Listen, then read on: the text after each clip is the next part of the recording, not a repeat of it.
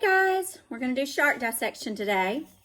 Some characteristics about the shark. They belong to the phylum Chordata, and to belong to this phylum you have to possess 4 characteristics sometime during your life.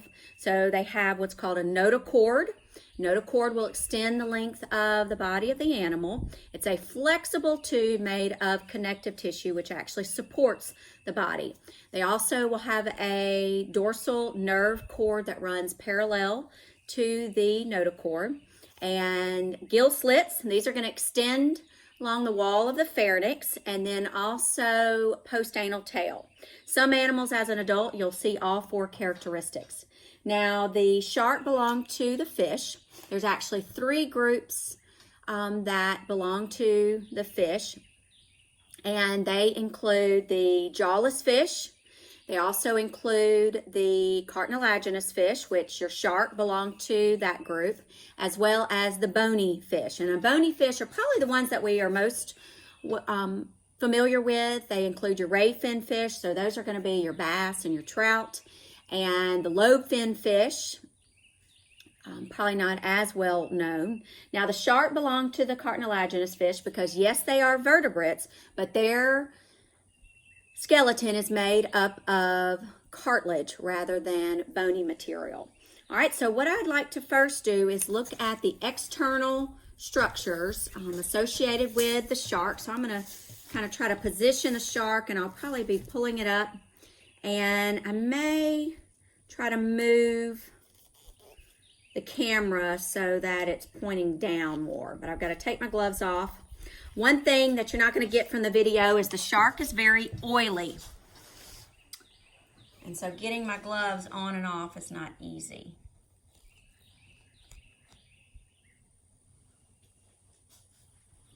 All right, so I've got the camera pointing down. Hopefully it doesn't fall down onto the shark. All right, so let's talk about some of the external structures. All right, first of all, you're going to see if you pull the shark over, so you can see the head region. All right, so in the head region, you're going to see that there are going to be external nares. These are going to be pair of openings on each side of the head. So you've got external nares here, and then also on this side. You'll also see the mouth here. And if we were in class, I'd probably get you to open up the mouth so you could see the teeth. The eyes on either side of the head. Just behind the eyes are going to be what are called the spiracles. So if I position so that you can see those, here's the eye here, and then you have spiracle over on that side, and then also behind this eye as well. Now the spiracles are going to be openings that will allow water to pass through the gills even when the shark's mouth is closed. Now these are aquatic animals, so they will have gills which are used for respiration. So over on this side you have your gill slits, and then also on this other side here. There's also going to be a pale line that extends. It's a noticeable pale line that extends the body of the animal, and that is called the lateral line. All right, so the lateral line, there's actually a group of pores just that underlies that lateral line, and this is a sensory organ, and what that sensory organ does is it actually will detect movement in the water.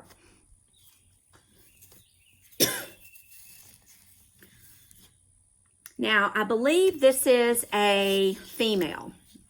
And the reason I believe it's a female is because, first of all, you're not going to be able to see what are called claspers.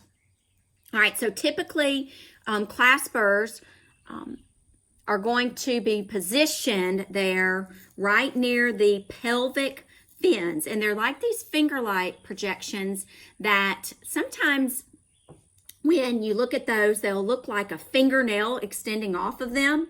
And the males will use the claspers, and they basically aid in reproduction. But we have a female here, so we're not going to be able to see those claspers. Now, let's talk a little bit about the animal's fins. All right, so first of all, you have the first dorsal fin. All right, so the dorsal fins, actually you have the first and the second dorsal fin. They cut the tail when they package these, just for packaging, so that they can get them and they're not just extending out. So that's why that tail is cut. All right, so you have the first dorsal fin and the second dorsal fin. Right here in front of that dorsal fin, if you were able to feel right here, you would feel something very hard. These are called the dorsal spines, and they actually are a defense mechanism. So you've got one here and then also there. You have the caudal fin, so that's going to be the tail fin on the end. And then you have a pair of pectoral fins, which you'll see here. And then also a pair of pelvic fins. All right, so the pectoral fins would be near the pectoral girdle. And then, of course, the pelvic fins down below towards the end of the animal. All right, so if we count the number of fins, they have 1, 2, 3, 4, 5, 6, 7 fins. You'll also see here the pointy end of the head region. This is known as the rostrum. All right, so these are the external structures. All right,